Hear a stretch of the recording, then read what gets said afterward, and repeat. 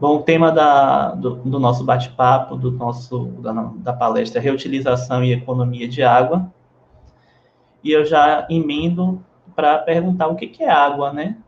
Água é uma substância composta pelos elementos oxigênio e hidrogênio que está aí à nossa volta. E ela é essencial à nossa vida, à nossa existência, não só do ser humano, mas também de tudo que o circunda, né? E aí, de onde vem a água? Então, a gente vê a água nos rios, na chuva, mas é a mesma água que passa por todo um processo.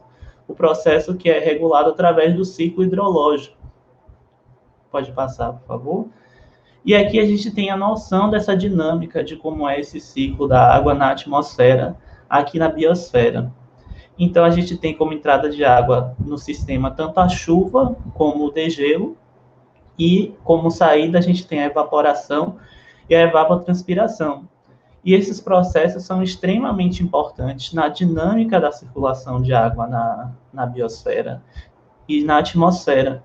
Lembrando que tanto o ciclo hidrológico como todo o processo, ele está extremamente relacionado a um fator sensível, que é a vegetação, que é um agente regulador do ciclo hidrológico. Então, quando a gente vê a retirada em demasia, muita supressão de vegetação, a gente pode perceber que existe uma alteração significativa na dinâmica local ali da água.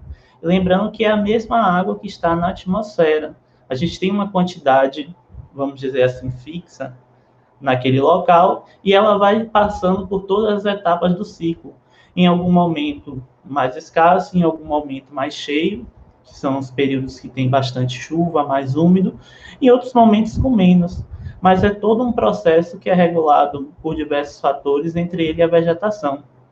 E aí eu já emendo para o próximo slide, para trazer a questão da água e suas perspectivas. A água como recurso ambiental, que tem uma legislação que trata desse tema recurso ambiental, que é a nossa lei federal 6.938, de 81, e a 10.431 estadual. A gente tem a água como recurso hídrico, que é quando a gente fala de um uso agregado a ele, e a gente tem a água como componente do saneamento, que muitas pessoas confundem a água, componente do saneamento, como a água do recurso hídrico, quando na verdade são sistemas diferentes e que têm regulações diferentes. Mas quanto a gente gasta de água no nosso dia a dia? Aqui a gente já teve um spoiler que o quilo de carne bovina para ser produzido gira em torno de 15 a 18 mil litros de água para se produzir exatamente 1 quilo. É bastante água. Este é um conceito que está relacionado à pegada hídrica, que é o nosso rastro direto e indireto de consumo de água. E essa é a pegada hídrica da carne. Ou seja, para produzir 1 quilo de carne, a gente gasta em torno de 15 a 18 mil litros de água. É bastante água. E uma pessoa na área urbana, ela chega a consumir, em média, 200 litros de água por dia, para atender todas as suas necessidades básicas. Não só beber, mas também tomar banho, cozinhar. E, em média, essa mesma pessoa em área rural tende a gastar de 120 a 150. O quilo do alho, por exemplo, para o consumo de 500 a 600 litros de água para a produção de 1 quilo de alho. É bastante água também. E a batata, ela gira em torno de 250 a 300 litros de água. Eu desconfio um pouco ainda desse dado, porque a batata passa por um processo de lavagem que aí aumenta ainda mais esse consumo de água. Ou seja, essa batatinha linda que chega lá no mercado, ela passa por um processo de lavagem para remoção de terra. Isso eu creio que aumente ainda mais do que esses 250 a 300 litros de água. O alecrim eu não consegui achar especificamente, mas para vocês terem noção, o orégano, que é uma outra erva que a gente utiliza no nosso dia a dia, é em torno de 100 gramas de orégano, necessitam de 42 litros de água para a produção. E isso é bastante água. E dentro desse contexto de escassez, por exemplo, a gente tem que entender como melhor utilizar essa água. Pode passar, por favor. E aí a gente vai falar um pouquinho de alternativas para o uso da água. Seja ela uma água azul, que é justamente a água que está lá disponível nos mananciais, sejam eles superficiais ou subterrâneos, os rios, os poços, os lagos de barragens, que aí está associada a uma racionalização do uso. A gente pode estar falando de uma água verde, como é, por exemplo, a água da chuva. A gente caracteriza ela como uma água verde, que a gente vai estar utilizando para outros fins, de preferência não potáveis, se não houver um tratamento adequado. Então, a gente vai utilizar para fins geralmente não potáveis. E, por exemplo, as águas cinzas, né, que são as águas de chuveiro, de pias e da máquina de lavar, que são águas que a gente chama de cinza, que a gente pode estar favorecendo o reuso. O reuso também ele pode estar agregado aos efluentes sanitários, ao esgoto doméstico, depois do tratamento adequado, específico e que chegue a um padrão de qualidade necessário para aquele fim que eu estou destinando ele no final. O uso racional. Mas o que seria o uso racional? Então, quando a gente fala a conservação da água ou seu uso racional, são práticas técnicas e tecnologias que proporcionam a melhoria e a eficácia do seu uso.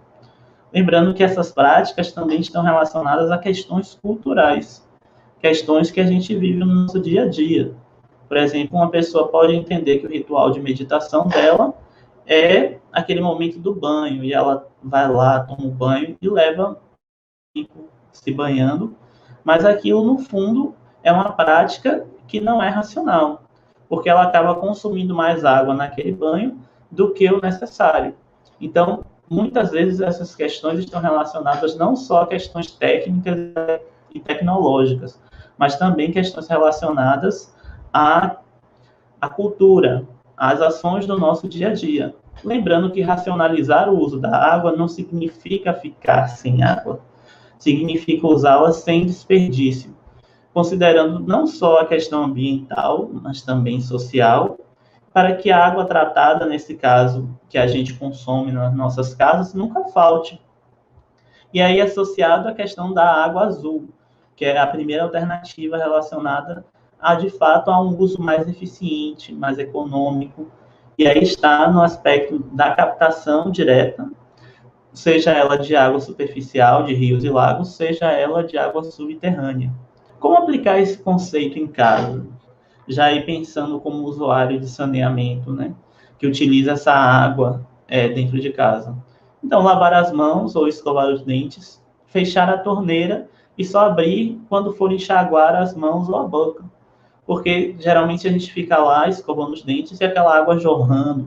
Isso é uma quantidade de água significativa que a gente poderia estar utilizando para outra coisa, que junto, pense com as perdas do sistema de distribuição de água, de gota em gota, a gente pode estar consumindo ainda mais água. E lembrando daqueles dados que eu trouxe lá de pessoas que são vulneráveis a situações de seca, é extremamente necessário que a gente faça o uso racional da água, uma vez que ele é um recurso que ele não é infinito.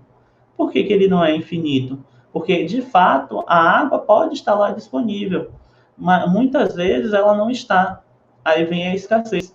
E ainda existe um outro tipo de escassez, que é a escassez de segunda ordem, que é quando não falta a água física, mas ela não tem uma qualidade suficiente para que atenda o nosso uso, porque para a gente consumir a água, a empresa de saneamento ela tem que tratar essa água e garantir que ela chegue com um parâmetro mínimo de qualidade na nossa casa para que a gente possa consumir, que a gente fala dos fins potáveis. E esses fins requerem uma qualidade mínima que é estabelecida por uma portaria do Ministério da Saúde, e as empresas de saneamento elas têm que rigorosamente cumprir isso, porque senão a gente estaria consumindo uma água que não é própria e poderia fazer mal para a nossa saúde. Mas associado a isso, Existem casas que recentemente, ano retrasado, o Rio de Janeiro passou por uma situação muito complicada. Apesar de ter água nos mananciais, não tinha qualidade suficiente. O tratamento que se utilizava lá não estava conseguindo retirar as impurezas, melhorar os parâmetros de qualidade de água para que ela fosse consumida. Ou seja, a gente tinha uma água disponível, mas que a gente não poderia utilizar. Que essa é uma escassez que ela tem o mesmo peso que uma escassez, que a ausência do recurso. Então, uma vez que a gente não pode utilizar, e causou todo um transtorno para a população do Rio de Janeiro. Evitar banhos demorados e deixar o chuveiro fechado enquanto se ensaboa. Lembrando que o banho ele consome em média 35% da água do uso doméstico. Então, hoje, o nosso percentual maior de consumo de água está no banho.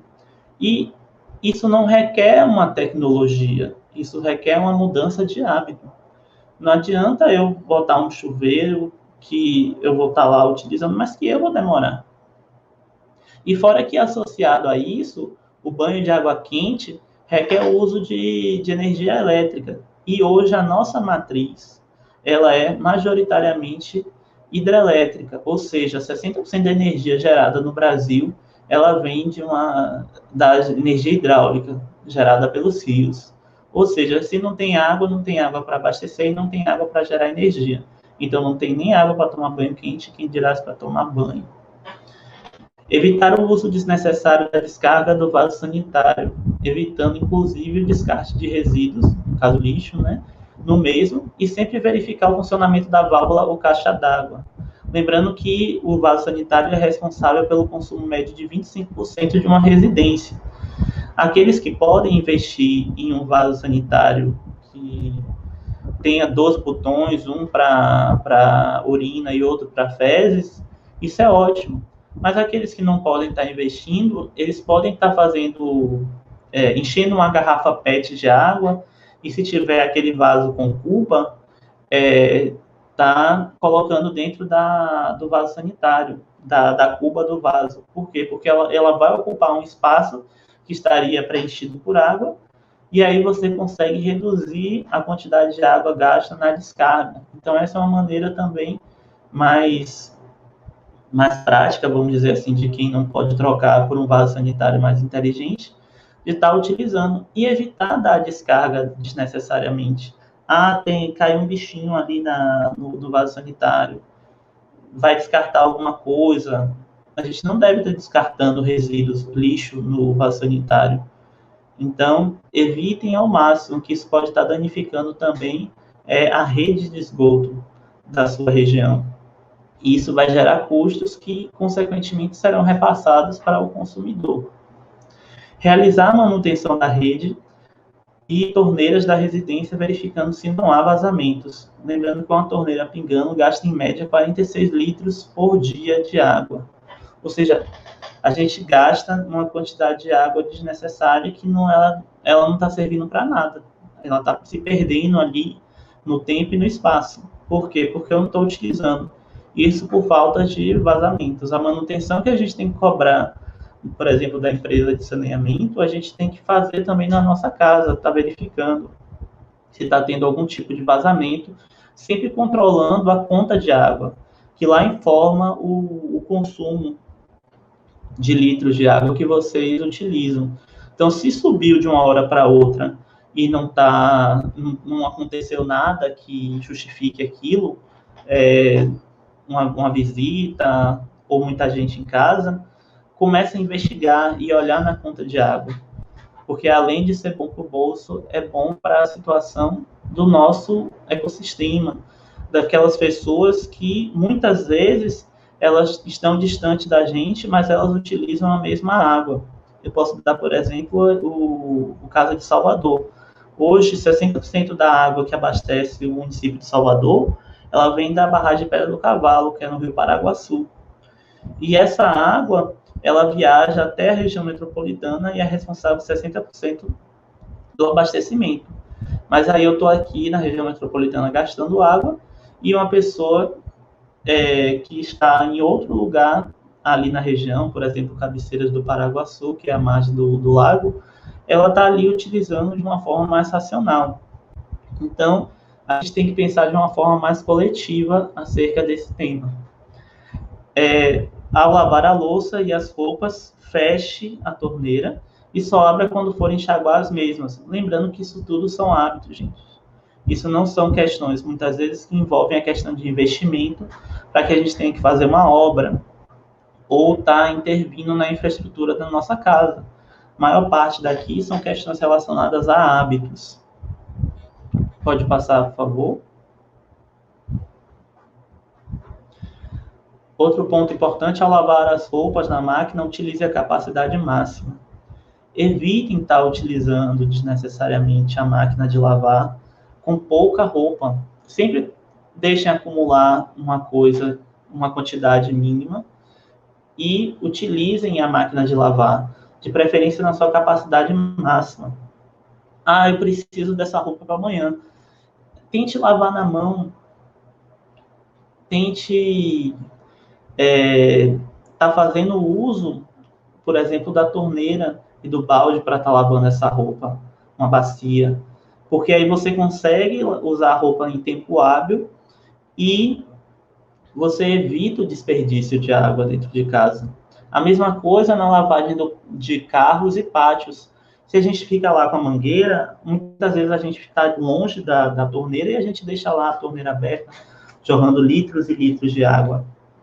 O que isso significa? Mais desperdício, sendo que a gente, com o balde, a gente tem um controle do que a gente está utilizando de água, e ainda além do que a gente está fazendo uma atividade física, né? Então, molhar as plantas de jardins ao entardecer ou amanhecer, para evitar a evaporação de água. A temperatura elevada para molhar a planta, a gente acaba perdendo uma quantidade de água por evaporação, né? Tá tão quente que aquela água evapora, principalmente quando ela entra em contato com o solo e ele está muito quente. Então, assim, tá escolhendo melhores horários para estar regando jardins. Varrer escadas, áreas externas e calçadas. Lavar somente se necessário e de preferência com balde novamente. Então, o uso da mangueira, ele deve ser o mínimo possível. Isso já ficou claro no item anterior. Mas tentar trocar a possibilidade de, ao invés de estar enxaguando áreas externas, eu estar tirando a parte de resíduos, caso necessário, aí sim lavar, e aí com balde. Antes também de lavar a louça, é importante estar retirando a sujeira grossa, né? Que são os restos de comida, e a gente está descartando no lixo, ao invés de estar deixando aquilo acumular na pia. Então, sempre utilizar também aquele ralozinho na pia para evitar que vá resíduos sólidos para a rede. Apagar a luz sempre que sair do local onde estiver. Volto a frisar que 60% da energia gerada no Brasil, ela é uma energia hidrelétrica, ou seja, necessita de água para gerar. Se não tiver água para gerar energia, não tem luz e não tem água para abastecer a área urbana. Lembrando que em momentos de escassez, a legislação de recursos hídricos coloca que a finalidade principal ela é de abastecimento humano e dessedentação animal. Ou seja, são atividades que estão relacionadas à vida. Então, num momento desse, o que se faz? Se deixa de gerar energia hidrelétrica e começa a se gerar outros tipos de energia, através de energia térmica, por exemplo.